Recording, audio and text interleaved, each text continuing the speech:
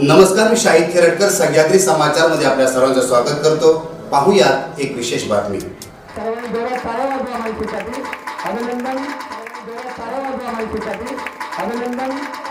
येथे जमलेल्या सर्व शिक्षकांना आणि माझ्या विद्यार्थी मित्रांना माझा नमस्कार। मी मानसी नागेश द्रविड, श्रीमान चंद्रलाल शेठ हायस्कूल खेडची विद्यार्थिनी। सध्या आपण पाहतोय अनेक आजार वाढलेत, त्यावर अनेक उपाय देखील आहेत, पण सतत गोळ्या औषधं खाऊन रोग बरे करणे म्हणजे उत्तम आरोग्य नव्हे ना। मग जर आपल्याला कायमस्वरूपी निरोगी राहायचं असेल तर मग आपल्याला काहीतरी ठोसचा उपाय हा करावाच लागेल, बरोबर की नाही? मग जर आपण आपल्या आहारात ह्या भरड धान्याचा वापर केला तर नक्कीच आपण कायमस्वरूपी निरोगी राहू शकतो।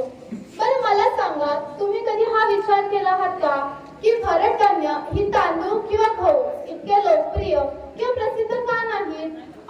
एकेकाळी आशिया आणि आफ्रिकेसह जगातील अनेक भागांमध्ये मिलेटची लागवड मोठ्या प्रमाणात केली जात होती आणि मुख्य अन्न म्हणून सेवन देखील केले जात होते।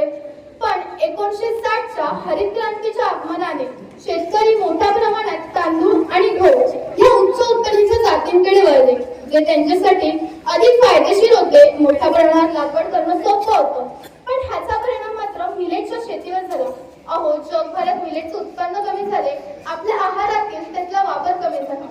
मित्रांनो, मिलेट्स म्हणजे कोणतेही डाएट फूड किंवा आहार म्हणून नाही आहे, हे आपलेच पारंपरिक अन्न आहे। ते काळाच्या ओघात कुठेतरी मागे राहत गेलं आणि आता ते आपल्या आहारात पुन्हा आणण्यासाठी आपल्या भारत सरकारने म्हणजेच माननीय पंतप्रधान नरेंद्रजी मोदी यांनी यंदाचे वर्ष आंतरराष्ट्रीय मिलेट वर्ष म्हणून घोषित केले आहे।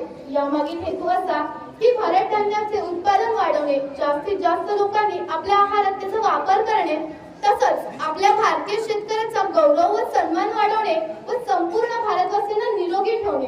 ह्याला 72 देशांनी आणि युनायटेड नेशन्स जनरल असेंब्लीने देखील मान्य केले आहे।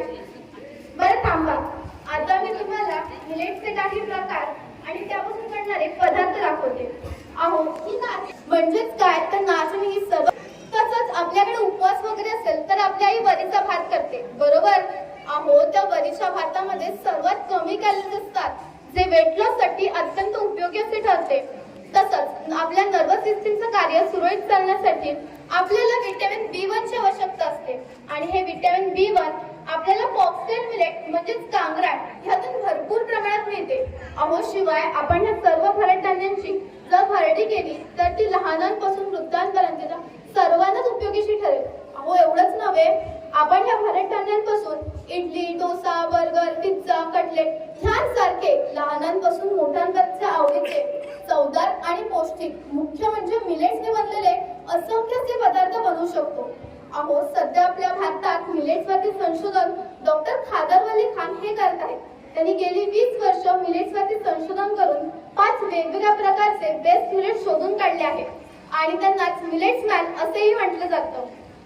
डॉक्टर खादरवली खान यांनी अन्नाला देवाच्या स्थानी मानून मिलेट्सला श्रीधान्य असे संबोधले आणि खऱ्या अर्थाने अन्न हे पूर्ण ब्रह्म आहे ही उक्ती आपल्यासमोर सिद्ध केली।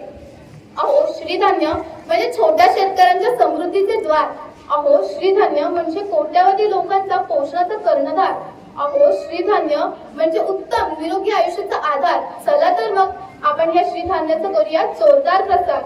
बरं, तुम्हाला माहिती आहे श्रीधान्याचं वैशिष्ट्य म्हणजे असं की त्याची शेती करताना जास्त पाण्याची गरज लागत नाही, त्यामुळे पाण्याची बचत होते। शिवाय त्याची फारशी जपणूकही करायची गरज नसते। तसंच वातावरणात कितीही बदल होऊ द्यात, त्यांचा ह्या मिलेटच्या पिकांवर अजिबात परिणाम होत नाही। म्हणूनच आपण ह्या मिलेटच्या शेतीतून जास्त पोषणयुक्त अन्नाचे उत्पादन मिळवू शकतो। बघा तर किती साऱ्या वैशिष्ट्यांनी समृद्ध असे आहे मिलेट। तसंच मिलेट्सच्या नियमित सेवनामुळे आपल्याला होणारे जे असाध्य असे आजार आहेत, उदाहरणार्थ कर्करोग किंवा डायबिटीस किंवा PCOD ह्यासारखे जे असाध्य असे आजार आहेत, ज्यांसाठी आपण भरपूर प्रमाणात गोळ्या औषधं खातो तरीही ते बरे होत नाहीत, असे सगळे आजार आपण फक्त आणि फक्त त्या मिलेट्सचा आपल्या आहारात वापर करून कायमस्वरूपी टाळू शकतो आणि एक निरोगी आणि आनंददायी आयुष्य जगू शकतो। बरं, तुम्हाला माहित आहे ह्या भरड धान्याचे फायदे कोणाकोणाला होणार आहेत? ह्याचा सर्वात पहिला फायदा तर आपल्यालाच होणार आहे।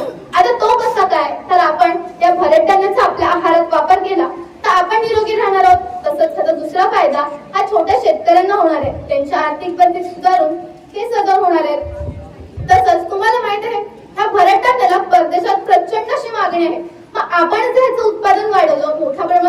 केली तर आपली भारताची अर्थव्यवस्था आपोआपच वाढीस लागेल, नाही का? आणि मुख्य म्हणजे आपण भारतीयांची शेती करताना कोणत्याही प्रकारचं मातीचं प्रदूषण करणार नाही, म्हणजेच काय तर एकत्रित पर्यावरणाचं जतन करणार आहोत. मग मला सांगा, जर एवढे सगळे फायदे आपल्याला ह्या भरड धान्यापासून मिळत असतील तर आपल्याला आपल्या आहारात ह्याचा वापर करायला काहीच हरकत नाही, बरोबर की नाही? आपल्याला जर आपण आणि आपला परिवार कायमस्वरूपी निरोगी ठेवायचं असेल तर एक महत्वाची गोष्ट आहे ती म्हणजे आपल्या आरोग्याबद्दल जागरूक होणे गरजेचे आहे. आणि आपण जर आपल्या आहारात एक छोटासा बदल केला तर नक्कीच आपण कायमस्वरूपी एक आनंदी आणि निरोगी आयुष्य जगू शकू. धन्यवाद.